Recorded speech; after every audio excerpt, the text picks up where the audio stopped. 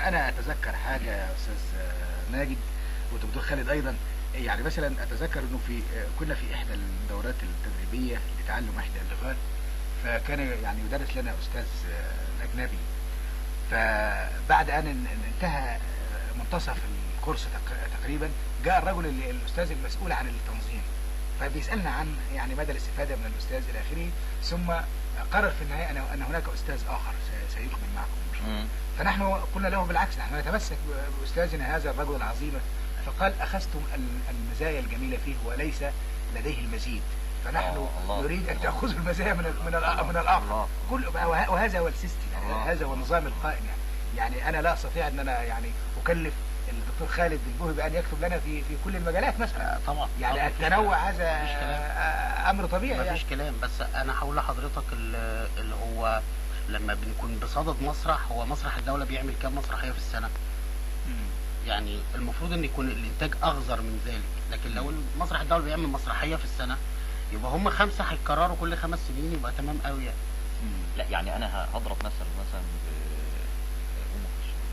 ام كلثوم كانت دايما الملحنين الاساسيين عندها الصوت والاصابع. بدا الاصابع بدات هي خدت جنب شويه، حست انه يخلص بالعمل. طب الصنباطي لو لوحده الصنباطي هيقع. لا، بدات تدخل الشباب، لحنها طويل، لحنها سيد مكاوي، لحنها. ترتب على كده ايه؟ بليغ حمدي طبعا. لا وكان عنده كام 20 سنه. بليغ حمدي وعبد الوهاب طبعا. يعني عبد الوهاب بالنسبه لها كان جديد، لانه هو طبعا كان راجل عملاق، انما بالنسبه لها هي طبعا جددت نوع من التنافس كمان. انا بعمل نوع من التنافس بين المؤلفين والملحنين، مع انه ما كانش يتوافق عبد الوهاب مثلا مع ام كلثوم في الوقت ده. ده خلى كمان ان رياض السنباطي يرقى. يعني رياض السنباطي ما هو من الاغاني، من اخريات الاغنيات مثلا. طب ما هو عمل اقبال الليل، وعمل اغنيه عبد الله الفيصل، عبد الله ثورة الشك. لا، واللي بعدها كمان هي لا، ثورة الشك عبد الله الفيصل. لا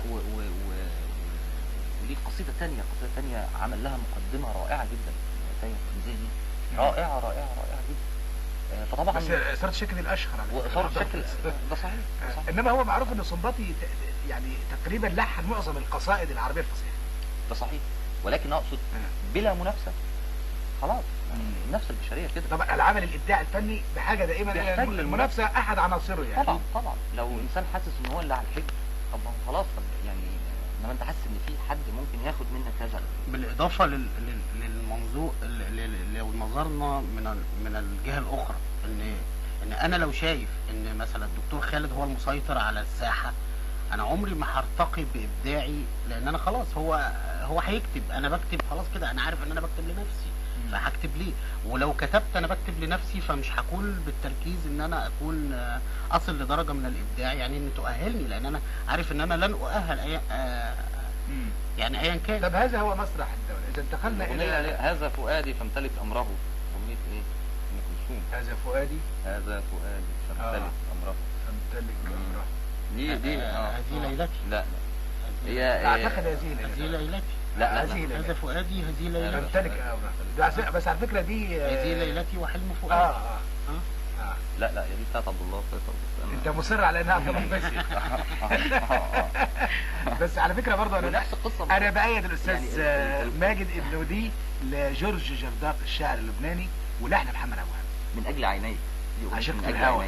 دي عبد الله فيصل. من اجل عينيك. تمام. لا بقى مظبوط. من اجل عينيك تمتلك امره. السن بقى والفهايمر. لا انت شباب يا دكتور. طيب هذا هو مسرح الدوله عموما. اذا انتقلنا الى المسرح الخاص، طبعا له اليات وله وما دمنا قلنا الخاص يبقى الهدف الربح. دي كده يعني الا لو مبدع. عايز ربح وعايز ابداع. يمكن يعني انا كنت بتكلم مع الدكتور خالد قبل التسجيل، كنا بنتكلم في الجزئيه دي بالتحديد.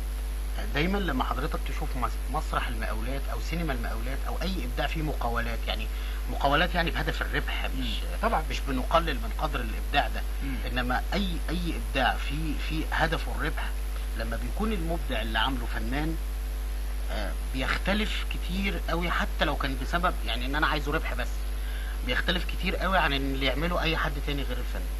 الانتاج عموما. الانتاج انا بتكلم عن الانتاج طبعا.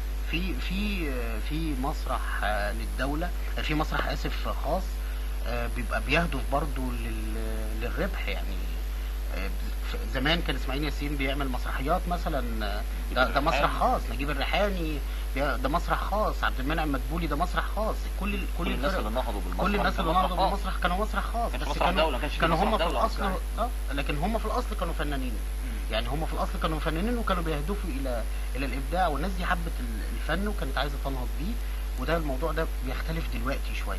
احنا النهارده بنشوف ان لا، ان احنا النهارده لغه الفلوس، وهي على فكره هي في كل المجالات يعني. فده امر طبيعي برضو، تطور طبيعي للمراحل اللي احنا بنعيشها في كل المجالات النهارده بكام. فدي برضو فدي ازمه ومشكله، ومشكله ملهاش للاسف ملهاش حل غير ان هي يواجهها مسرح الدولة للاسف.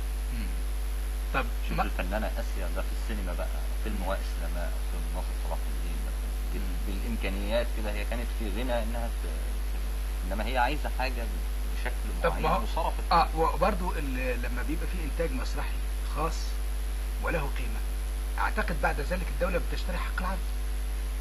طبعا التلفزيون بيشتري طالما ان له قيمه. اعتقد في مسرحيات عظيمه جدا قطاع خاص ولا وحققت انتشار كبير جدا عن طريق التلفزيون. طبعا. لا وفي كمان حاجات مالهاش قيمه والدوله بتشتريها برضه. لا ازاي دي نعرفها؟ لا يعني في حاجات، في مسرحيات يعني انا هدفع فلوس الشعب عشان بتوزع اصل برضه التلفزيون بيفكر من خلال التوزيع. حاجه هتوزع في الخليج وهتوزع في الدول العربيه. انا دخلت في الناحيه الماليه مع الاسف. احنا قلنا مسرح الدوله المفترض انه لا يقصد الى لا هو ده مش مسرح دولي. احنا بنتكلم عن مسرح خاص، احنا ما بنتكلمش عن مسرح دولي. احنا بنتكلم عن مسرح خاص الدوله بتشتري حق عرضه، وهنا الموضوع مختلف. هنا ما اصبحش مسرح دوله، ده بتشتري حق العرض بس. يعني هنا الانتاج هو انتاج الانتاج انتاج خاص، والفرقه فرقه خاصه، وكل حاجه اتعملت حق خاصه، والمنتج خاص، مش من فلوس الدوله. طيب. بس الدوله بتشتري عشان توزع. استاذ ماجد عبده الكاتب المسرحي، انت لك حاجه يعني تكتب الشعب يريد. ده في الوقت الحالي.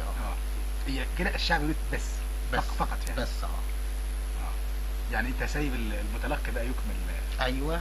اصل يعني هو الفكره ايه؟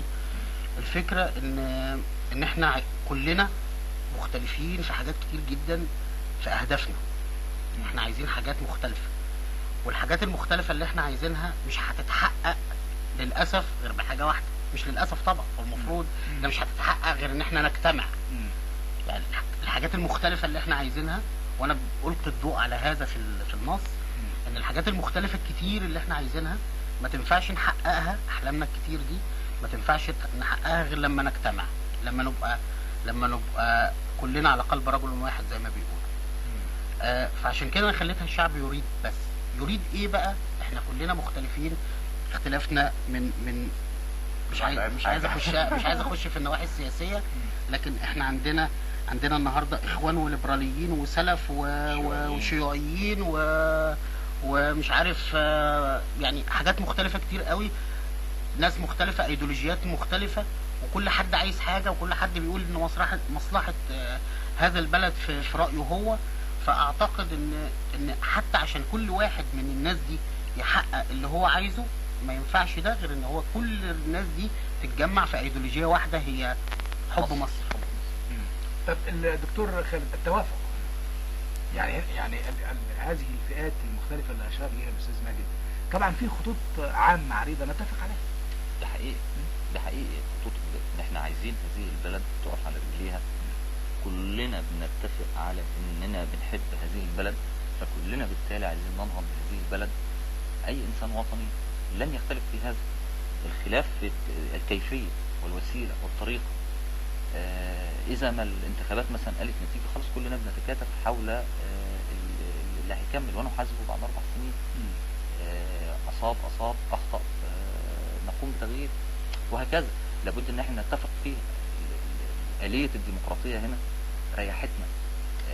في ديمقراطية طبعا، واحنا اجرنا انتخابات مجلس الشعب عظيمة، وانتخابات رئاسة الجمهورية عظيمة جدا جدا. حتى في ناس كانت يعني ما يعني عمرها وحد في راح حياتها. انتخابات رئاسة الجمهورية بهذا الشكل، يعني 26 مليون ونص في انتخابات والبر- الإعادة في رئاسة والبرلمان الجمهورية. والبرلمان حاجة عظيمة والناس- جدا يعني. حاجه جميله طيب دي. أستاذ ماجد عبده، نهاية مسرحية الشعب يريد التي تقوم بكتابتها الآن والاستعداد لها، آخر حاجة فيها، آخر 5 دقايق فيهم. اخر 5 دقايق هي ملحمه صراعيه، ملحمه صراع ما بين ناس ضميرها بيصحى، بتكون حد شخص في المسرحيه ضميره بيصحى، بيكون هو تيار سياسي، والتيار السياسي ده غاوي عقد صفقات مع الدوله، وبس بمثله في شكل شخص، وناس تانية هم ناس مهمشين، والناس المهمشين دول بيتلعب بيهم بالتيارات السياسية ومش عارفين أي حاجة. بيحصل صراع، بتحصل إفاقة. عارف حضرتك الإفاقة اللي بعد العملية الجراحية لما يحصل إفاقة، الإفاقة دي تؤدي بالتالي إلى تجمع هذه الشخوص في النهاية على قلب رجل واحد.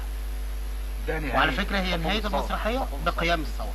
هي المسرحية مش المسرحية بتناقش كل الأوضاع المتردية اللي قبل الثورة، هي مش المسرحية مالهاش علاقة بالثورة، هي بتناقش بتناقش الأوضاع المتردية اللي قبل الثورة التي أدت إلى قيام الثورة. أنا عايز أقول للمتلقي إن في الآخر إحنا الثورة قامت، ولذلك حتى نهاية المسرحية بتنتهي بهتاف الثورة الشهير: الشعب يريد إسقاط النظام. طب بعد كده تقفل الستار، وبعد كده ده بتاع المتلقي مش بتاعنا احنا. تمام. السيدات والسادة، في نهاية هذه السهرة من المقهى الثقافي من القاهرة، أتقدم بخالص الشكر لضيوفي الكرام، الكاتب المسرحي الأستاذ ماجد عبده، والناقد والشاعر الدكتور خالد البوهي. أشكركم شكرا جزيلا. شكرا. وأيضا للسادة المستمعين أرق تحيات الزميلين حسام أمين وأحمد خليفة.